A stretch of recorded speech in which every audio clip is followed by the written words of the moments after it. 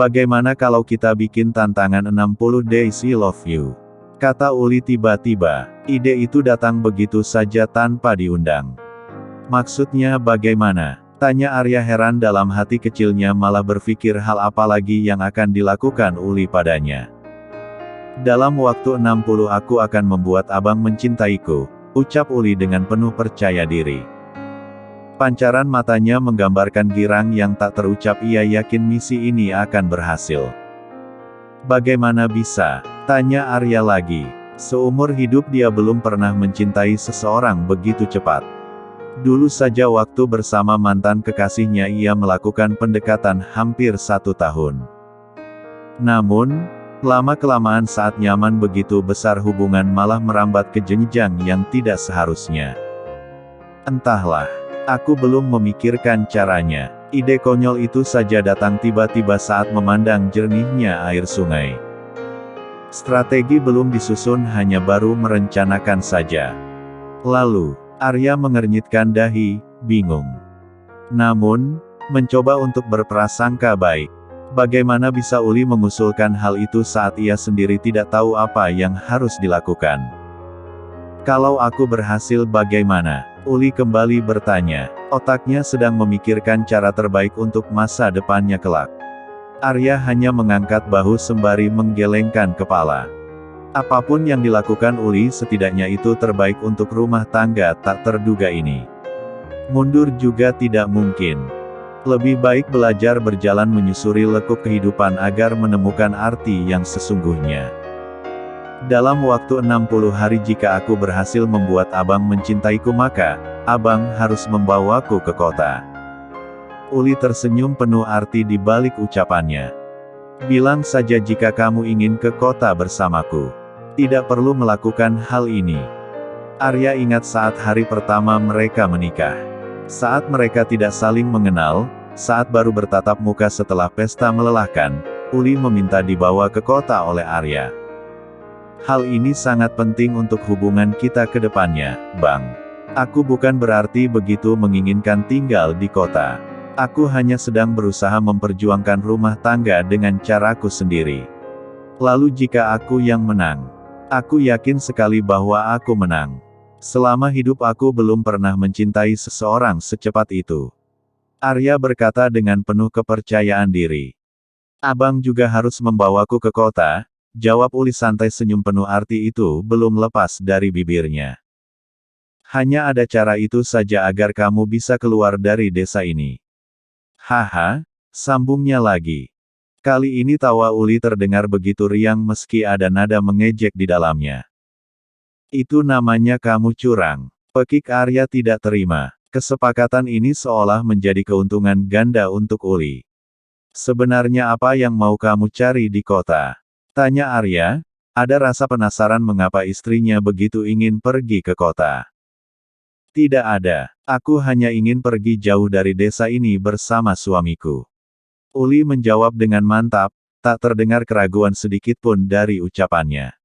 Alasan, cibir Arya kesal. Ini pasti hanya akal-akalan Uli saja atau ada sesuatu yang tidak beres, pikir Arya. Uli mendelik kesal, usahanya belum membuahkan hasil. Padahal niatnya pergi ke kota untuk kebaikan hubungannya dengan Arya. Jika suatu saat penduduk kampung tahu bahwa suaminya bukanlah Monang, entah hal apa yang akan terjadi. Sepertinya tanaman itu butuh lebih banyak air dan pupuk lagi agar bisa membuahkan hasil menuruti keinginan Uli. Tinggal di kota bersama pasangan hidup sudah menjadi impian Uli sejak kecil. Melihat hiruk-pikuk kendaraan, lampu-lampu jalan yang menyala di sepanjang malam lewat jendela kamarnya. Kebanyakan menonton sinetron di TV membuat wanita itu tergila-gila akan gemerlap kehidupan kota. Berapa lama kamu di kota dulu? Arya bertanya setelah tak mendapatkan respon dari istrinya. Arya tidak tahu bahwa istrinya sedang memikirkan strategi baru. Hampir 4 tahun, jawab Uli cepat. Masih baru. Kamu hanya menikmati keindahan kota tanpa melihat sisi lainnya. Aku malah lebih suka tinggal di desa. Di sini tenang, segalanya bisa dilakukan untuk sesuap nasi tanpa harus menjadi budak orang. Arya berkata penuh makna. Uli, apakah aku sangat mirip dengan Monang? Sambung Arya bertanya. Sejak awal dia sudah ingin menanyakan hal ini tapi, belum menemukan waktu yang tepat. Menurutku pribadi tidak. Uli berkata sambil memandang suaminya dari atas sampai bawah. Lantas kenapa warga kampung bisa mengira bahwa aku adalah Monang? Tanya Arya. Penuh keheranan. Jika memang tidak begitu mirip lalu kenapa bisa salah orang seperti ini?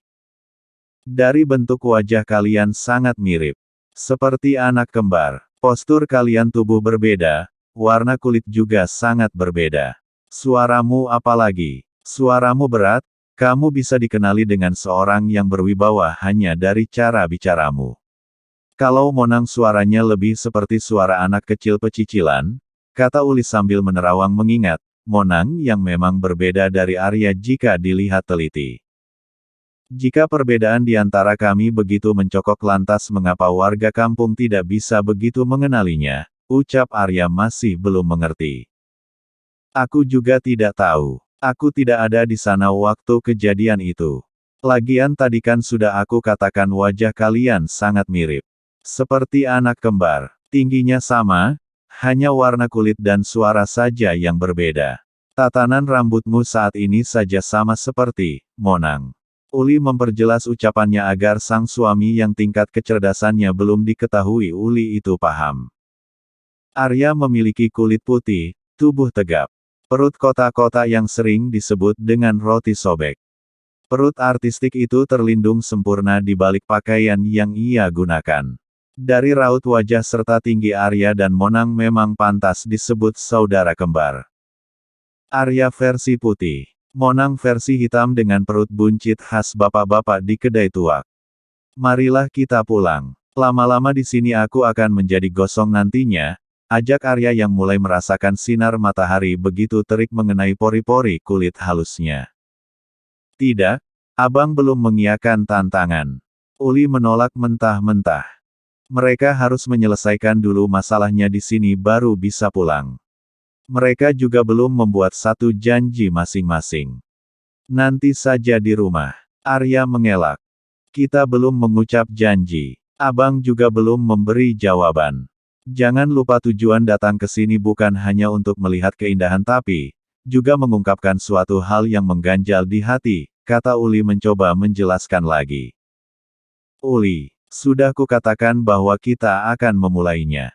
Berawal dari teman, berusaha saling mengenal satu sama lain, berusaha saling memahami, berusaha untuk menjadi pasangan yang baik.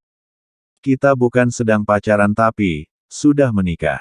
Jika aku melanggarnya sama saja aku menolak rencana Tuhan. Perlu kamu tahu bahwa aku hanya ingin kamu menjaga nama baikku di depan orang lain, jelas Arya, sangat terlihat matanya memancarkan aura kesungguhan dari kata-kata yang ia ucapkan. Di hari Arya mengucapkan janji di hadapan Tuhan ada secuil rasa dalam hatinya untuk tidak mengingkari. Marah. Hal itu sudah pasti ada dalam dirinya tapi, mau bagaimana lagi takdir berkata lain. Mau tidak mau Arya harus menerimanya. Hal itu sudah berlalu. Berontak pun tidak ada gunanya, jika ingin melawan sebaiknya dilakukan dari kemarin. Hati dan pikirannya saja berontak saat itu, harusnya ia melawan tapi, tidak dilakukan. Yang sudah terjadi ya sudahlah pikir Arya. Intinya kalau dalam 60 hari aku berhasil membuat abang jatuh cinta maka kamu harus membawaku ke kota. Hidup sebagai sepasang suami istri sesungguhnya. Uli berkata tegas. Terdengar begitu egois memang tapi, inilah caranya mempertahankan sesuatu yang sudah menjadi hak milik. Baiklah, aku Arya Wiraguna menerima tawaranmu. Lagi-lagi pria itu mengalah dengan keadaan. Sekarang mari masing-masing kita ucapkan satu sumpah untuk harapan ke depannya. Uli tersenyum bahagia. Sangat jelas raut bahagia itu terlihat di wajah wanita yang sedang memperjuangkan rumah tangganya. Jika di dalam cerita novel-novel keduanya akan menolak dan sepakat untuk bercerai maka, di sini Uli malah berusaha mempertahankan meski tidak saling mengenal. Caranya bagaimana? Tanya Arya. Tatap mata ikan emas yang kita dapat tadi lalu ucapkan permintaanmu dalam hati. Kita mulai sama-sama, jelas Uli pada sang suami. Keduanya sudah memandang ember yang berisi ikan emas seberat 5 kilogram hasil pancingan Arya. Netra mereka memandang lekat mata seekor ikan yang dipercaya sebagai keberuntungan itu. Mengucapkan permintaan terbaik untuk hidup ke depannya di dalam hati. Setelah selesai keduanya saling pandang. Terlihat keteduhan, kelegaan dari mata sepasang suami istri itu. Entah apa harapan yang diminta tapi, semoga itu terbaik untuk pernikahan mereka. Selesai dengan segala hal yang harus dilakukan mereka memutuskan untuk pulang ke rumah. Sepanjang jalan udara tidak begitu dingin karena terik matahari yang semakin menyengat. Uli dengan setia tidak melepaskan topi dan mengaitkan tali antara hoodie dengan topi begitu ketat. Tujuannya hanya satu untuk menutup bekas kemerahan di leher hasil karya suaminya pagi tadi. Sepanjang perjalanan saat memasuki area penduduk desa Sukahati terdengar desas-desus akan pengantin baru yang sedang mengendari motor itu. Haha, ternyata si Monang sangat rakus. Baru kali ini pasangan pengantin baru memiliki tanda merah.